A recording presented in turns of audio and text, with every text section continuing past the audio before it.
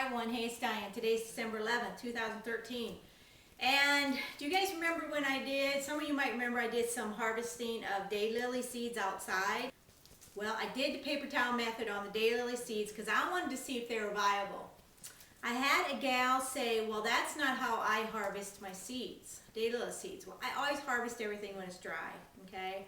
The seeds were black, and she harvested them when I think they're more on the green side. So we're going to see if they germinated. Best way to test for germination of anything you saved outside is with the paper towel method, okay? So it's going to be fun to see how they did, and I just wanted to share that with you today because I want you to know that you can save your daylily seeds in the fall if you like, and then test them for germination.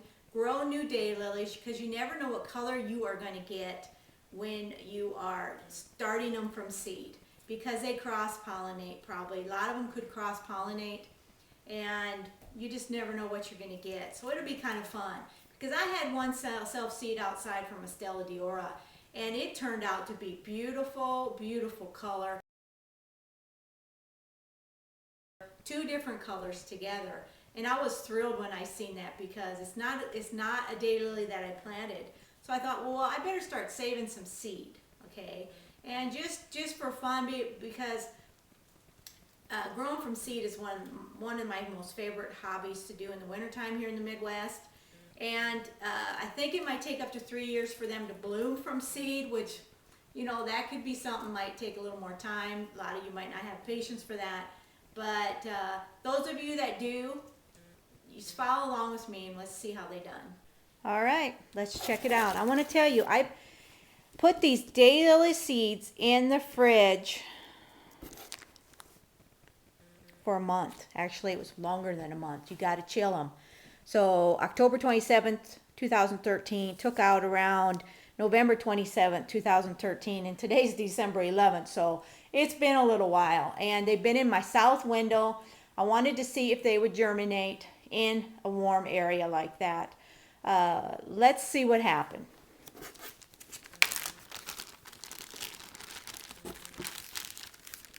Now, if anything has happened, we're going to be planting some of these downstairs.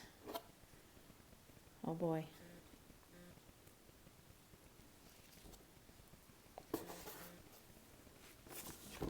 Paper towel's good and wet, but it doesn't seem to bother them. Oh, look at this, guys. Oh my. And, you know, these have been sitting a while. I wanted them to grow a little bit. This looks like some are still germinating. Check it out. A little baby daylily. Isn't that the coolest? There's one. There's two. Some of these aren't big now. If you let these sit, they'll keep growing in this paper towel. That is really what I want to do, because they'll be a lot easier to plant. There's three. There's one just starting to germinate. 4, 5. There's 6 just starting. 7. There's 8, 9, 10, 11. And there's another little one. Some of these, yeah, they're not viable. So what? Look at how many I got. There's another one just starting. So I'll keep some of these. I'm just going to plant about a 6-pack. Put them in a 6-pack and put them in a moist area so they can take root. But check it out, guys. It worked. Save your daylily seeds in the fall. Some will be good, some won't. If they crossed, you're going to know it. And you know, this is the best way to know is to test for germination using the paper towel method. How fun and how cool is that? Just be very careful when you pick them up. You can see the root. So these will be planted like this, facing down, or the root facing down into the soil. I'm just going to be really careful picking them up. Sometimes they'll stick to the paper towel, but they didn't here, so they're fine. Let's see, we got 1, 2, 3, 4, 5, 6. Let's see, let's do this one. Put this one back. What I'm going to do is plant just this many right now, okay? The rest, I'm going to let them grow some more and see if more germinate, okay? Does that sound fair? Yeah, let's do that. Put them back in the sack and they'll go back in my south window. So it worked great. I am thrilled to know that collecting your black daylily seeds in the fall works.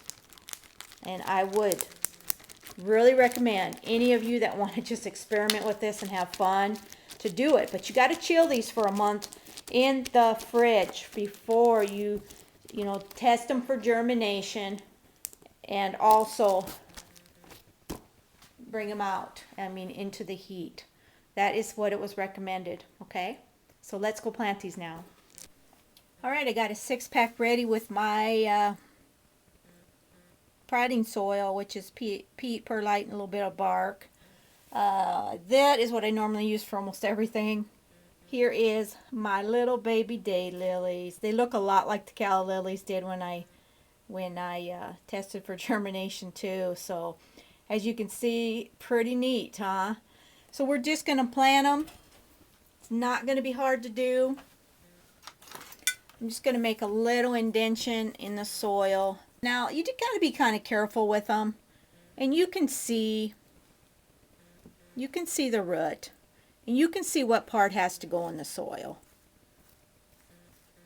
I'm not even going to worry about that little seed head there. Okay. This is a really long root. Very neat. So press that down a little further.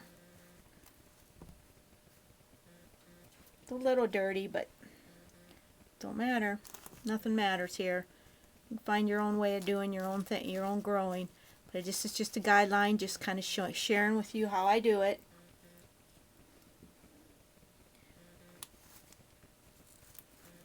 These are a little smaller, so what's really good is to let these grow.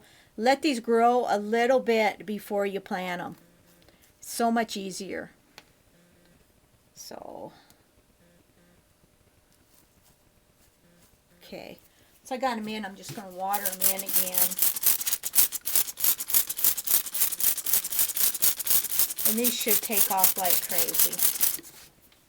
What I'm going to use, and what I use for a lot of things, is I use these trays I got that have the dome lids.